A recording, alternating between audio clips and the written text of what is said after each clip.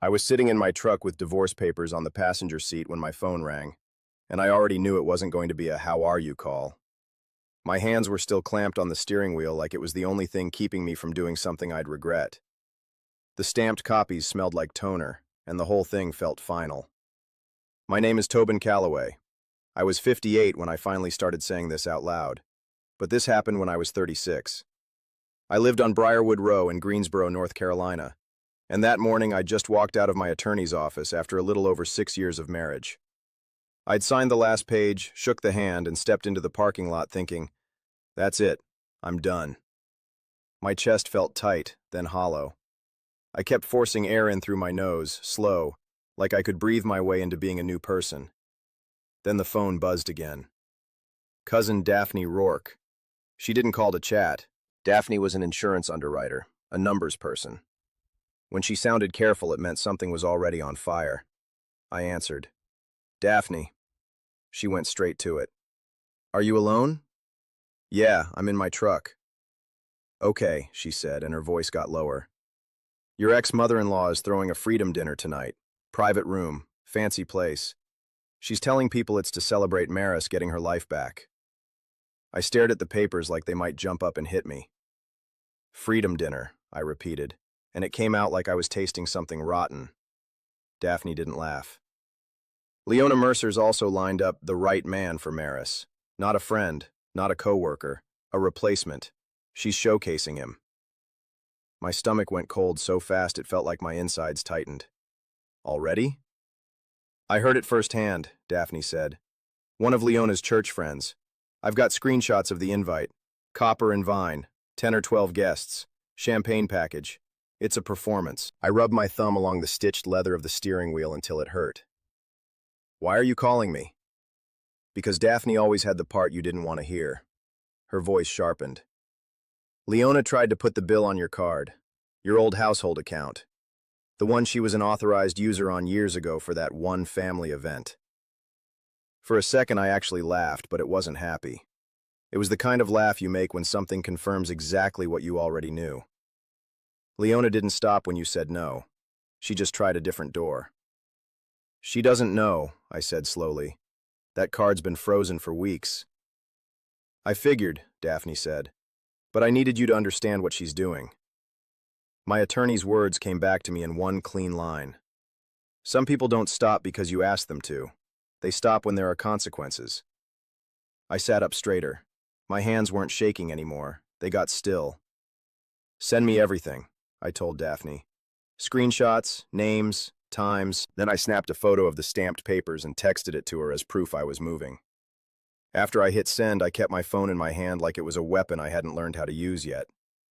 The screen went dark, and I could see my own face in the reflection, worn out for 36. My breathing finally leveled out, but my head didn't calm down, because I knew Daphne wasn't calling me for entertainment. If Leona was still reaching for my money on the day my marriage ended, then the real beginning of this mess wasn't the divorce office parking lot. It was the first time I let that woman walk through my front door like she belonged there. So I rewound to Briarwood Row, back when I still thought love and hard work could build a wall around anything. Maris and I moved into my place about a year into dating, and it felt natural. Like the next step you take without thinking because you're tired of driving back and forth. I bought that house mostly with my income and a small inheritance from my grandfather. And it wasn't fancy, but it was solid in a way you could feel in the floorboards. When I turned the key in that lock, it felt like something I'd earned, not something I borrowed. In those early days, Maris kept talking about building a calm life. And she said it like calm was a prize you could win if you stayed polite enough. She wasn't lazy or helpless, and that's what made it confusing later. She worked hard as a project manager in commercial development, and she handled deadlines like she was born holding a clipboard. But when it came to conflict, she treated it like smoke in a house, something you ignore until you can't breathe. If a problem threatened the peace, she'd smooth it over, even if it meant pretending she didn't see what was right in front of her. Leona Mercer saw that weakness and used it like a lever. She was in her mid-60s then, retired from being an administrator in a school district, and she had that polished, careful voice that never got loud but still managed you like paperwork. Maris's dad, Harlan, died when she was about 20, and everybody talked about him like he was a saint. What I saw later was simpler and uglier. After he died, Leona tightened her grip on Maris and never really let go. At first, Leona acted like she liked me, and she played it smart. She'd stand at the edge of my yard, smile at my cut lines in the grass, and say, "You keep this place steady, Tobin, and I respect that." She'd ask about my job at the agency, then nod like she approved, like her approval mattered. But even then, she never called it our house, never said your home like a normal person. She'd say, "Maris's home," or she'd tilt her head and call it, "the place you're letting her live in," like I was the landlord of her happiness. The questions started small, spaced out just enough that I could talk myself into ignoring them. Leona would sip her coffee and ask, "Do you keep the deed somewhere safe, or is it just in a drawer?" Another time she'd say, "Is your mortgage fixed or adjustable, because people get trapped when they don't plan?" Then she'd add, "Do you have an umbrella policy, or are you just hoping nothing happens?" She said it like concern, but it landed like inspection. I brought it up to Maris more than once, because I wasn't blind, just slow to accept what I was seeing. She'd touch my arm, soft voice, eyes already begging me to stop. "Please don't make it a thing, because she means well and she worries about everything," she'd say, like my discomfort was the real problem. That sentence, "don't make it a thing," was where I started losing my footing, one quiet step at a time. Leona kept showing up with helpful reasons, always with a prop in her hands. A casserole, a donation pickup, a box of old family photos she just had to give Maris. And every time she came in, she walked through my house like she'd paid for it, opening closets, pausing at my office door, glancing at my file cabinet like it was a menu. I didn't catch it then, but she was mapping everything, and Maris would go quiet the second her mom entered the room. I stood there, watched that shift happen in my own kitchen, and I still stepped aside and let Leona walk deeper into the house. The thing about stepping aside is you teach people they can keep moving, and Leona learned fast that my house had soft spots. I watched her drift past my hallway like she was checking exits, and Maris stayed quiet like silence was a prayer that would keep the peace. I told myself it was normal family stuff, but that lie didn't hold up for long. About 3 years in, I got promoted at work, and it came with bigger accounts, more travel, and bonuses that actually felt like something. I was proud because I'd earned it the slow way. No shortcuts, no favors, just showing up and taking hits until people trusted me. Leona's reaction wasn't "congratulations" or "you should be proud." She smiled like she was reading a report and said, "More money means more responsibility, and I hope Maris won't be left carrying the emotional burden." The words sounded polite, but the message was clear.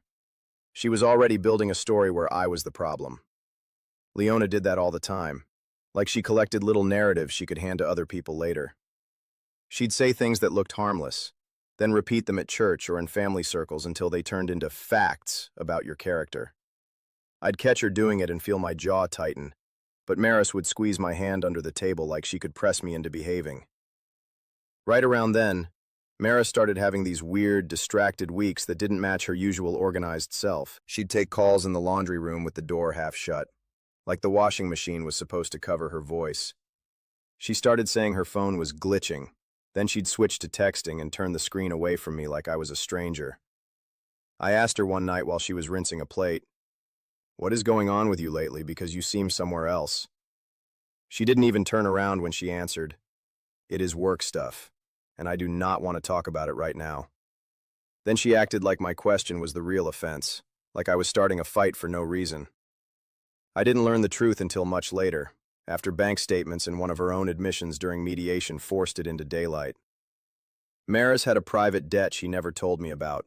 Not an affair and not some wild secret life, just a failed investment with a coworker that turned into a bad loan tied to a property project that went sideways. It was the kind of mistake adults make and then hide because they don't want to look dumb. Leona helped her cover it, and that was the hook, because nobody saves you from shame for free. After that, Leona started pushing practical solutions, and she aimed every suggestion straight at my house and our savings like those were community resources. She'd sit at my kitchen table and say, "Refinancing can lower payments and free up breathing room." Then she'd add, "A home equity line is smart when you need flexibility." And then she'd finish with, "Sometimes assets need to be moved into safer hands." Safer hands, meaning hers, even if she never said it out loud. Maris would nod along, eyes tired, and I'd feel like I was watching someone get coached in real time. Then the access issue hit, and it wasn't subtle. I traveled for a client pitch and came home to find a repair invoice on the counter for an inspection I didn't schedule. Maris tried to sound casual when she said, "Oh, Mom had a guy she trusts come by, and he was already in the neighborhood." I stared at the paper and asked, "Who let him in?" because it was not me. Maris didn't look me in the eye when she said, "I did," because it was easier than arguing with her again. A week later, my neighbor caught me by the mailbox and said he'd seen someone with a clipboard walking my property line. He shrugged and said, it was probably an appraiser, because people do that stuff all the time. I forced a tight smile like it meant nothing. Then I walked the fence line myself until the light started to fade. I got back to the driveway with dust on my shoes and that tight feeling still sitting behind my ribs. The house looked normal from the street, lights warm through the windows, like nothing inside it had teeth. I walked in and acted like a husband, not a guard, because that's what I kept doing back then. I kept pretending the weird stuff was just noise that would fade if I didn't feed it. A few days later, the moment everything changed wasn't some screaming fight or a big dramatic reveal. It was a boring afternoon at home when my printer jammed halfway through a work packet, and I was already irritated because I had deadlines stacked like plates. I yanked the paper tray out, muttered under my breath, then went hunting for toner in the hall closet where we kept old manuals and random house junk. When I shoved a stack of binders aside, I saw a clean folder tucked behind them like somebody hid it fast but not smart. The handwriting on the tab was Leona's, and I didn't need a second guess. It was neat and controlled, the kind of handwriting that looked like it never got rushed because the person writing it always thought they had time. The label said, Briarwood Row, valuation, transfer, and my mouth went dry the second I read it. I stood there in the hallway with that folder in my hand, listening to the quiet of my own house and realizing something in it had shifted. I carried it to the kitchen and opened it on the table, and what I saw set a slow chill under my skin. There was a property valuation report dated about 5 weeks earlier, with photos of my house taken from angles you only get when someone lets you in and takes their time. One shot was my living room from the corner by the window, and another was my office door cracked open like somebody wanted to show the inside without being obvious. There were notes, too, words like lien and beneficiary written in the margins, and a draft document that looked like the start of a rights transfer. It wasn't final, and it wasn't filed, but it was real enough that my hands started to feel heavy. I spread everything out like a crime scene and waited for Maris to come home, because I wasn't doing this over text. When the front door opened, she stepped in with her work bag and stopped short, like she could feel the heat coming off me. She looked at the papers, then at my face, and her shoulders dropped the tiniest bit, like she already knew she couldn't charm her way around it. I kept my voice flat because yelling would only give her a reason to call me unreasonable. "Did your mother get an appraisal done on my house?" I asked, and I didn't blink when I said it. Maris swallowed and tried to go soft on me. "It's not what you think, and you're taking this the wrong way." She took one step closer like distance was the problem, and her eyes flicked to the folder like it might disappear if she didn't look at it too long. "That's how I know it is exactly what I think," I said, and I tapped the valuation report with my finger. "Explain why there are inside photos and transfer language on my kitchen table." Maris's voice got thin. I gave her a spare key for emergencies, and I let someone in for insurance paperwork because she kept pushing. She rushed the last part, then added, "I did not know about any transfer draft," and she said she was just being prepared. I didn't yell, and that scared her more than yelling would have. I leaned back in the chair and kept my hands on the table so she could see they weren't shaking. "Prepared for what, Maris? Because you don't prepare this stuff for fun." She stared at the floor like it had answers she could borrow. "For if things got complicated," she said, and the word came out stiff, like it wasn't hers. That night I called Daphne, and I didn't do it for comfort. Daphne stayed calm when other people got stupid, and I needed that kind of brain in my ear. I told her what I found, and she didn't waste a second on emotions. "Screenshots, statements, timelines," Daphne said. "You don't confront, Tobin, because you document and you build your case." The next morning I hired Corinne Vale, a family and property attorney who gave nothing away, and I slid the folder across her desk without making a speech. She read for a few minutes, face blank, then looked up and said, "This isn't random, and this is staging."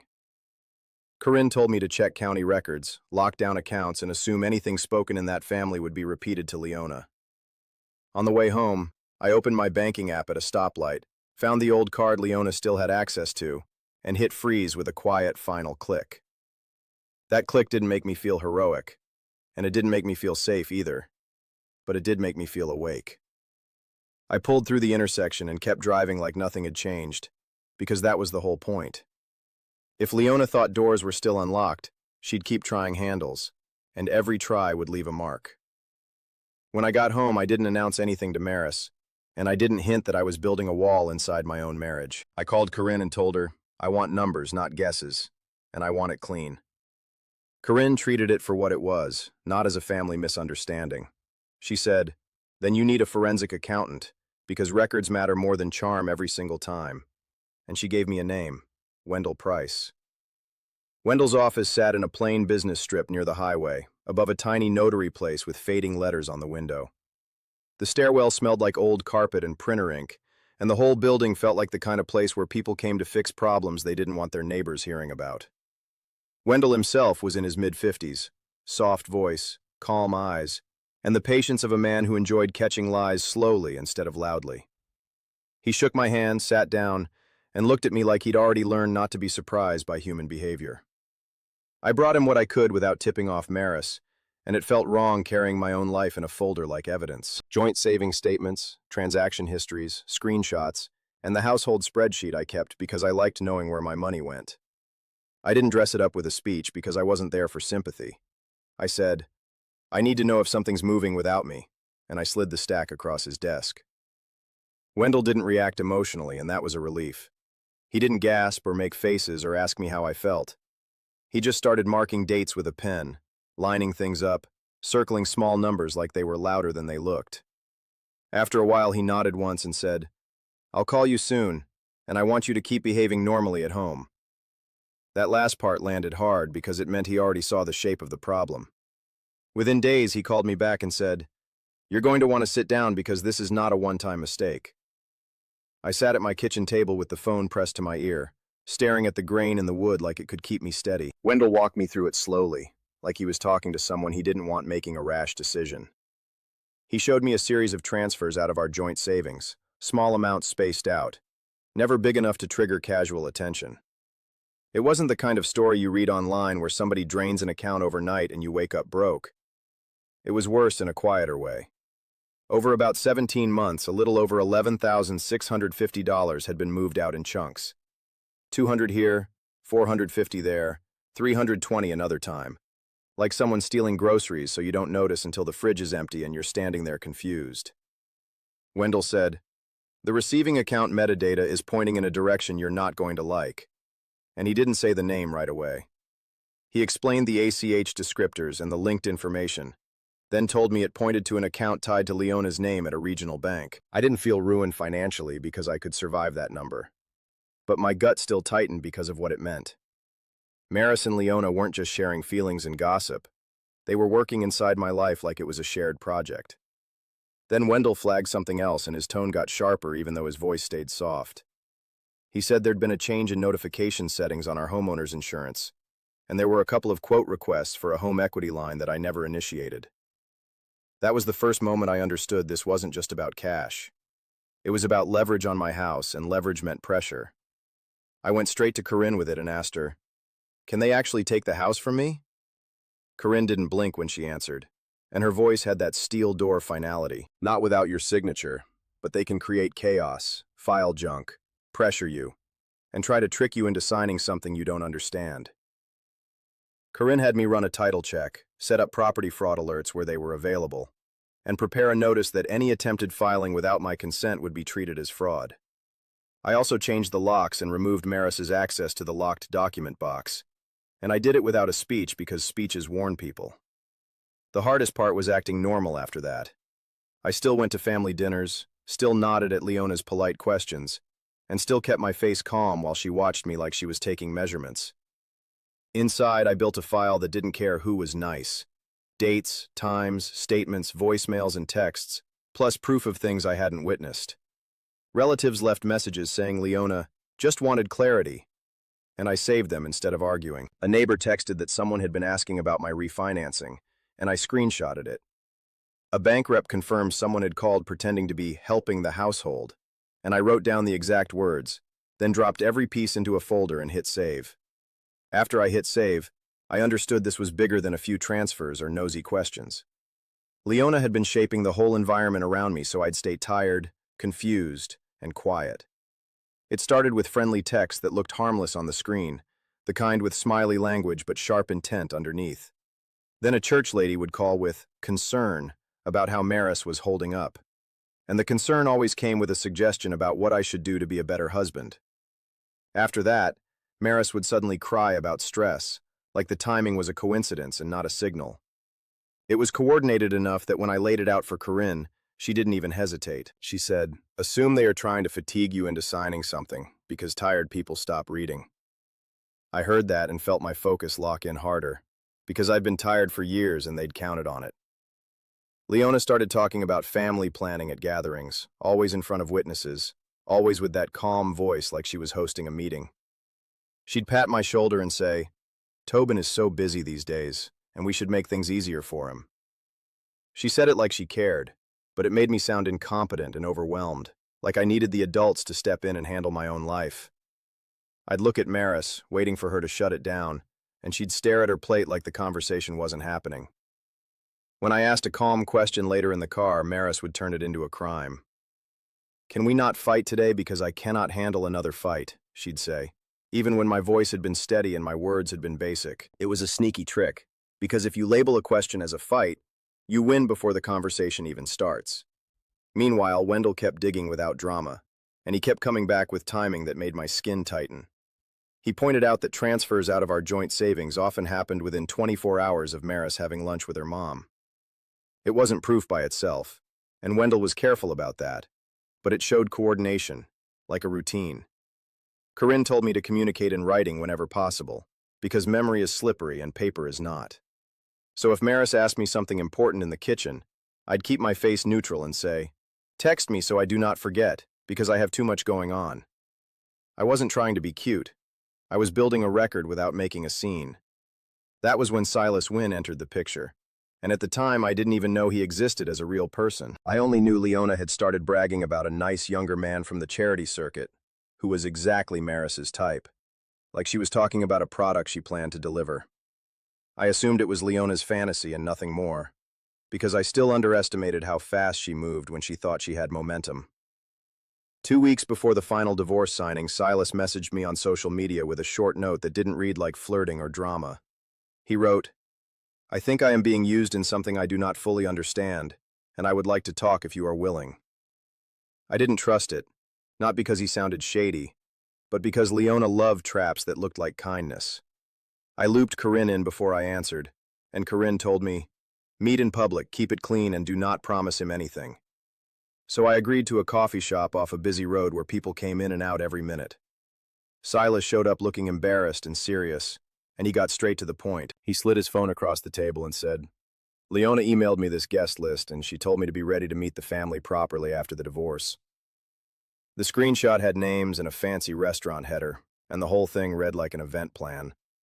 Silas's cheeks flushed when he added, "I did not know it was going to be that fast, and I am not comfortable being anybody's trophy."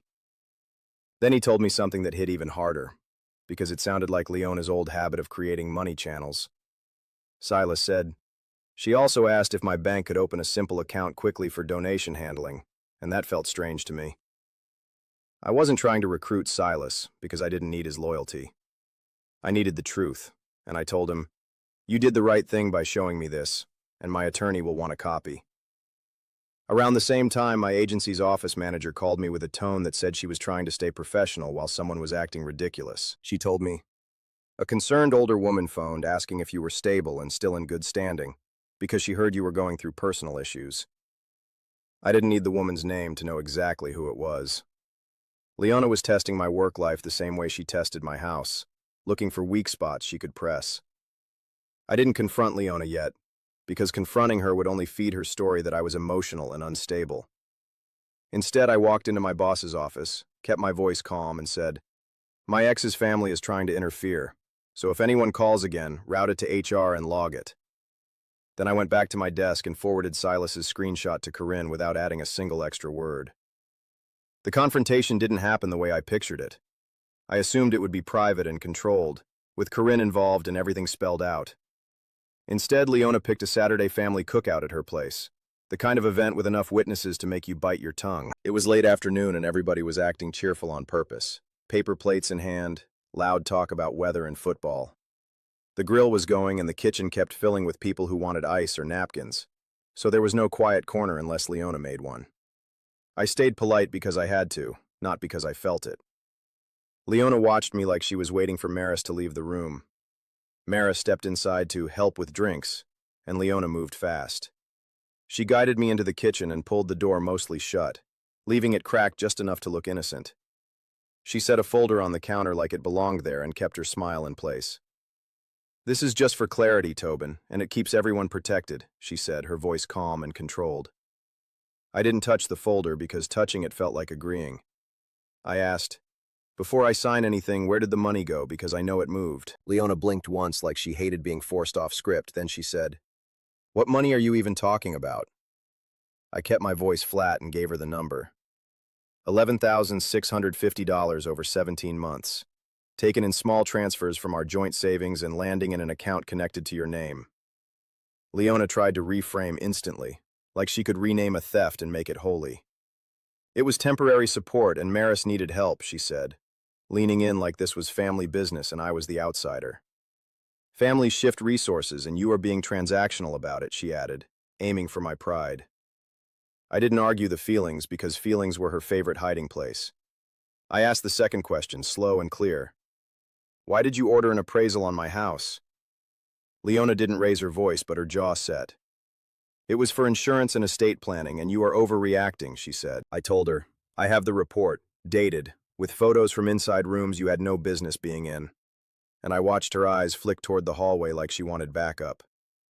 That was when Maris walked back in with a tray of drinks and stopped cold. She looked at her mother, then at the folder, then at my face, and I saw her trying to figure out which lie would keep the peace alive. I didn't give her time to settle into that habit. "Maris, did you know about the transfers, yes or no?" I asked, and my voice stayed steady. Maris hesitated, and Leona answered for her, which told me everything I needed. "Maris didn't want conflict, she wanted peace," Leona said, like peace was a license to take whatever she wanted. Maris's eyes filled and she finally cracked right there by the sink. "I had a debt I did not tell you about and my mom helped me cover it," she said, swallowing hard. "We were going to pay it back before you noticed, and I did not want another fight." Leona tried to pull the folder closer to me, like the paper itself could win the argument. "Just sign this and we can all move forward because you are making this harder than it needs to be," she said, and her tone stayed sweet while her eyes went flat. I pushed the folder back with 2 fingers, still not touching it like it was contaminated. "I am not signing anything in your kitchen," I told her, and I stood up. Hearing my wife talk about me like I was something to manage made my chest go tight in a new way, because it wasn't just money anymore. I looked at Leona and said, calm as I could manage, "You don't get to rearrange my life with paperwork and phone calls anymore." Then I walked out of that kitchen, past the cookout laughter, and I dialed Corinne as I headed for my truck. Corinne answered on the second ring while I was still walking, and the sound of the cookout noise faded behind me as I hit the edge of the driveway. I didn't dress it up because we were past feelings and past manners. Leona tried to hand me paperwork in her kitchen, and Maris admitted the transfers were real, I said, keeping my voice even while my keys rattled in my fist. Corinne didn't ask how I was doing because she wasn't my therapist. She said, "Do not speak to them alone again, and get me every detail you remember while it is still fresh." The following Monday, Corinne moved like she'd been waiting for permission. She filed to formalize the divorce terms, and she wrapped protective measures around my property the way you wrap tape around a broken window before a storm hits. She set up title monitoring, sent written notices, and included a documented warning that any attempt to file forged documents would be treated as fraud, not a misunderstanding. When I asked what that meant in plain English, she said, "It means if they get cute, we make it expensive in public." Wendell backed her up with what he did best. which was turning messy behavior into clean lines on a page. He prepared a report showing the transfer pattern, the dates, and the totals, laid out so even a stranger could see what was happening. He also flagged the attempted homeowner's insurance notification change and the quote activity for a home equity line, which told us Leona wasn't just trying to save Maris's pride. She was trying to turn my own house into leverage against me. Corinne sent a demand letter to Leona's attorney that didn't beg and didn't hint. Repay the full amount with calculated interest or face escalation, and that escalation had names and procedures attached to it. Leona responded the way she always did, through other people first, like she could outsource pressure the way she outsourced everything else. My phone started filling with voicemails from relatives who suddenly acted like they were my moral supervisors. One aunt said, "You need to be a man and handle this privately, because you're embarrassing the family." A cousin said, "Leona is stressed and you are making it worse, so stop dragging lawyers into it." I didn't call them back and I didn't argue, because arguing was a gift to Leona. I saved every voicemail and forwarded them straight to Corinne with the timestamps intact. Maris tried a different angle, and it hit harder because her voice was familiar. She called crying, breath shaky, saying she never wanted it to get this big, like size was something that happened to her instead of something she helped build. I kept my tone steady because I didn't want to fight, and I didn't want comfort either. "You do not get to act surprised by a plan you participated in," I told her, and I let the silence sit there until she stopped talking. Then I ended the call before she could slide back into that old script where my calm questions became fighting. At work, HR confirmed Leona had called again, fishing for gossip like she had a right to my employment file. Since I'd warned them in advance, it backfired on her. The calls were logged as harassment, and my office manager told me, "We are documenting every contact and nobody is giving her anything." That changed something in my head because it proved she wasn't powerful. She was just loud in polite ways, and loud only works when people get intimidated. Silas messaged me again too, short and blunt, and I could tell he hated being involved. "Leona told people I am the next chapter and wants me at a dinner right after the divorce," he wrote. "I did not agree to that, and I do not like being used." He wasn't my friend, but he wasn't comfortable being a prop either, and I forwarded that message to Corinne without adding commentary. Within a few weeks, the negotiation tightened the way it always does when evidence stops being theoretical. Maris's attorney understood the paper trail wasn't a bluff, and Leona's attorney understood it even more. The conversations shifted quietly from denial to repayment, because nobody wanted a public record filled with forensic accounting and property fraud allegations. In mediation, Maris admitted on the record that her mom had pushed the clarity paperwork idea for months, and you could feel the room change when she said it. By the time the final signatures were scheduled, my house was legally protected, my personal accounts were separated, the old authorized user card was frozen, and my file was thick enough to slam a drawer shut. I printed Wendell's report, clipped the newest call logs on top, and slid the whole stack into Corinne's drop slot before her office opened.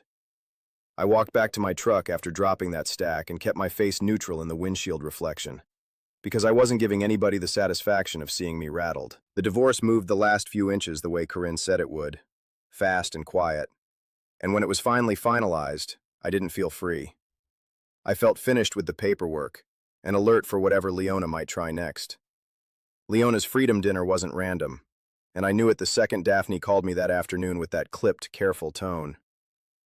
"I need you to listen and not interrupt me," she said, and I could hear noise behind her like she was walking through a parking lot. Copper and Vine, private room, and Leona is treating it like a victory lap while the divorce papers are barely signed. Daphne went straight to the proof, which was how she operated. She told me, "I have a friend seated 2 tables away, and I also have screenshots from a family group text Leona forgot I can still see." That's how Leona worked. She assumed information only moved in directions she controlled, like she was the air traffic tower and everybody else was grounded. Daphne started forwarding screenshots while she talked, and my phone kept buzzing against my palm like a pulse. One photo showed the restaurant sign, and another showed a corner of a table with those little water glasses lined up like a performance. Daphne said, "Leona stood up and made a toast about new beginnings and finally having peace." Then she added, "Maris is smiling in that tight way people smile when they are trying not to fall apart in public." I didn't say anything back because I didn't need to. Daphne filled the silence with facts. Leona introduced Silas like she was unveiling a new appliance, she said, and I could hear her disgust even through her calm voice. She called him a man of values and a proper influence, and people clapped because they were told to clap. A second later, another photo came through, and Silas's face said everything. He didn't look proud or excited. He looked trapped, like he'd walked into a room and realized too late that he was part of the setup. Daphne kept going. Leona ordered the champagne package anyway, plus appetizers and dessert add-ons, she said. She built the bill like it was a statement. Then she lowered her voice like she was telling me something she still couldn't believe. My friend heard the total was around $2,480 before tip. It wasn't the money that hit me. It was what I knew came next, the same way you know a scammer is going to ask for a gift card after they say hello. Daphne said, "And now here's the part you're going to enjoy because Leona tried to put it on your frozen card." She paused just long enough to let it land. It declined, not once but twice. I exhaled through my nose and stared at my dashboard like it might crack. That's what happened when you tried a locked door louder instead of finding your own key. Daphne said Leona stepped out of the private room, and the whole dinner went quiet in that way public tables go quiet when someone's pretending nothing is happening, but everybody is listening anyway. A second later, my phone lit up with Leona's name. When I answered, she didn't say hello. She said, "The card isn't going through, so fix it right now." No request, no shame, just command like I was still her employee. "It's frozen and it has been frozen for weeks," I told her, keeping my voice flat. She made a small sound like she was offended by reality, and I cut in before she could start spinning. "If you try to run another charge, my bank flags it and my attorney gets the record too." Leona went silent, and I could picture her face recalculating in that private hallway. I wasn't there to argue or negotiate. "Pay your own bill, Leona, because you have had enough practice moving money around," I said. And then I hung up and forwarded the call log to Corinne. Then I shut my phone off and let the silence sit. I wasn't chasing closure anymore. I was building distance the hard way, with paperwork and locked doors. A few months later, I sat on my porch on Briarwood Row with a mug of coffee made the way I liked it. No performance, no peacekeeping, no dinners I dreaded, just quiet that didn't demand anything from me. The repayment came through as part of the settlement structure. The full amount returned with interest, timed and documented, routed through the attorneys so nobody could later call it a gift or a loan. Corinne insisted on that, and when I asked why she cared about wording so much, she said, "Because loopholes are how people like Leona breathe." The house stayed mine, protected through legal notice, monitoring, and a paper trail thick enough to make a clerk hesitate before stamping anything. Wendell's report was the backbone, and it didn't flinch the way relatives did when Leona smiled. Fax never cared about her church voice or her tidy purse. Maris moved into a rental across town and tried, once, to talk like we were still friends. We met in a parking lot and she said, "I just want us to be civil and maybe check in sometimes." I told her, "I wish you well, but I am not available for the old pattern where my silence finances your comfort." She didn't argue. She just nodded like she was tired of carrying her own choices. Before the settlement fully wrapped, Silas sent one last message. He said Leona had recently asked him about policy contacts and beneficiary forms, which lined up with what Wendell had already found about the insurance notification changes. It didn't add a new theory so much as confirm the one we already had. She kept looking for access wherever she thought she could get it. So I updated everything. Beneficiaries, passwords, recovery emails, lock codes, and who had authority to speak to insurers and banks. None of it looked dramatic from the outside, but it was the adult version of putting my wallet in my front pocket in a bad neighborhood. Daphne stayed my steady point through the mess, and she never lectured me about what I should have done. She just kept saying, "Next step, Tobin," and she was right every time. Leona never apologized because she never believed she owed anyone one, but she stopped calling once it became clear there would be records and consequences. Revenge wasn't seeing her embarrassed in public. It was my life stopping responding to her. I didn't miss the marriage. I missed the reality I thought I had, and I needed her unable to move me, ever again, period. That morning I finished my coffee and set the mug down on the railing. I opened my laptop at the porch table and clicked Submit securely on my last beneficiary update.